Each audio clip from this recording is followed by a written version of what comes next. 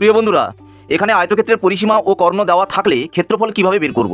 দেখো, একটা আয়তক্ষেত্রের কর্ণ ডি, আমি যদি একটা ডি মনে করি, তাহলে পিথাগোরাস লাগালে দেখতে পাবে D square is equal to L square plus B square, তাহলে D is equal to root of L square plus B square দেওয়া আছে, আর পরিসীমা 2 গুণিতক দৈর্ঘ্যযুক্ত প্রস্থ এল প্লাস বি দেওয়া আছে, লেন্থ ব্রেথ।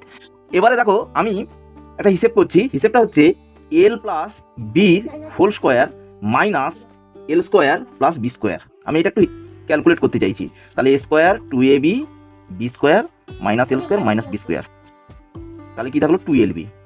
তাহলে এইটা ইজিক্যাল টু যদি 2lb হয়, তাহলে অতএব lb ইজিক্যাল টু কত হবে, half of L plus B whole square minus L square plus B square.